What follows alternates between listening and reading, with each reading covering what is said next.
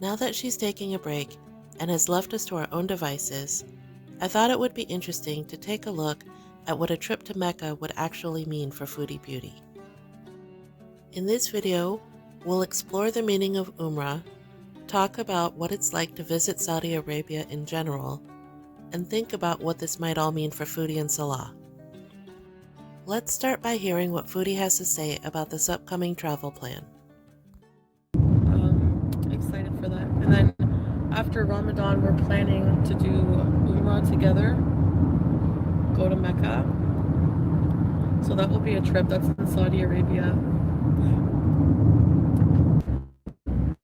When is Mecca? So we're gonna go after Ramadan, because during Ramadan is just gonna be so packed and busy. Probably might not even get on a flight. Like the flights are so expensive during Ramadan. I'm sure. Eh? Probably. Well, it depends. Did you check the flight? Maybe sometimes they make offers. Some office companies. But you have a friend who's gonna give us a package. Yeah. So. Including the flight, the hotel, the journey, everything.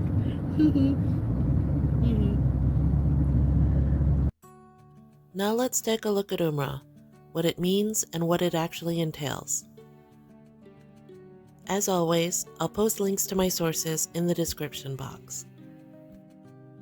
This article by Nada Osman does a great job of describing Umrah, or a pilgrimage to Mecca.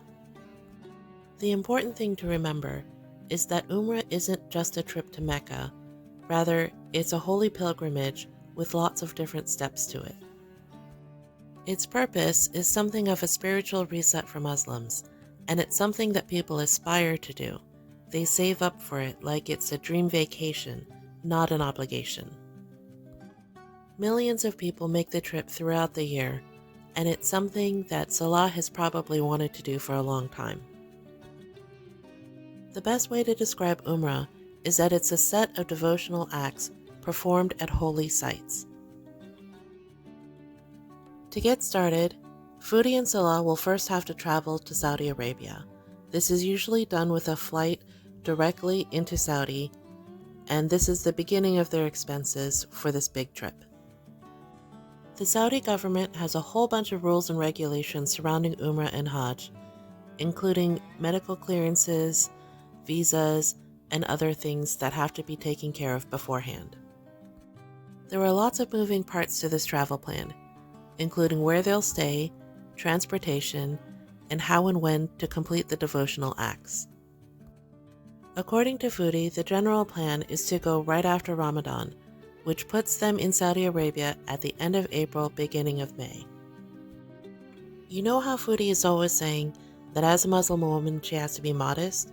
Well, during Umrah, she really has to ramp it up.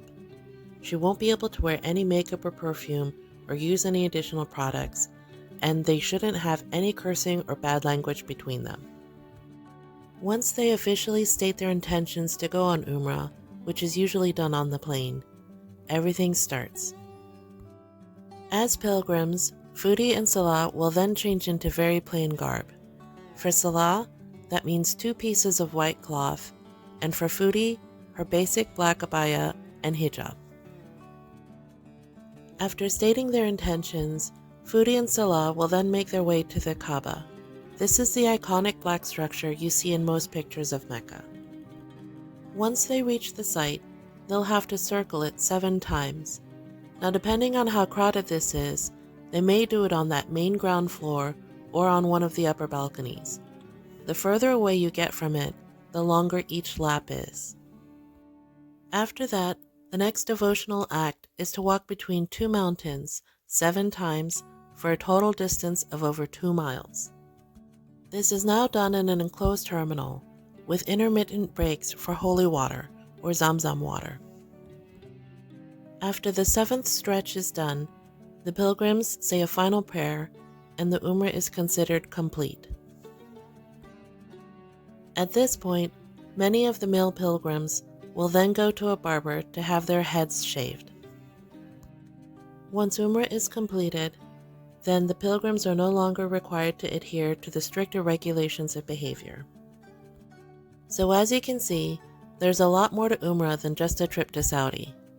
Let's take a deeper look at some of the things that this means for Foodie, including her expenses. Starting off, they'll have their flight, which can be anywhere from hundreds to thousands of dollars, and then of course taxis in and out of town. The visa costs $230 with insurance. And then of course, based on where they stay, the hotel can be anywhere from hundreds to thousands of dollars as well. Food and beverages will always be a big expense. And then, of course, they'll want to go to Medina. It's not just about Mecca when you do an Umrah or Hajj. Once they reach Medina, there will be a second hotel and more expenses. Remember, this is a once-in-a-lifetime trip, so most faithful Muslims will want to visit as many religious sites as possible and visit as many museums as they can. This will require entry fees to museums and sightseeing tours.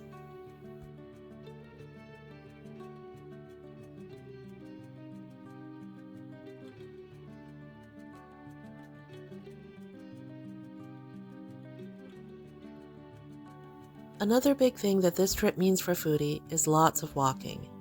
Just take a look at this TikTok and see exactly how big these spaces are.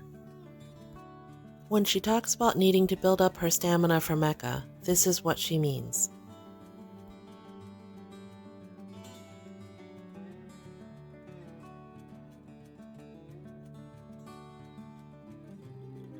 Last but certainly not least, the time of year that they've chosen means a lot of heat. Here's a look at the monthly forecast for Mecca for the month of May 2023. As you can see, the highs are in the hundreds and the lows at night are in the 80s. I don't know if you noticed, but a lot of the walking is done outside.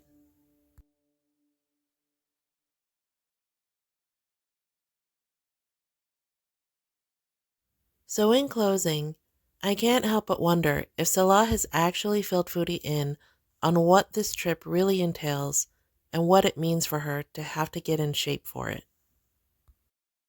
Personally, I have no idea how she's going to manage. In part 2 of this series, I'll be interviewing somebody who has completed an Umrah and asking her my questions. If you have any questions that you want me to pass along, drop me a line in the comments.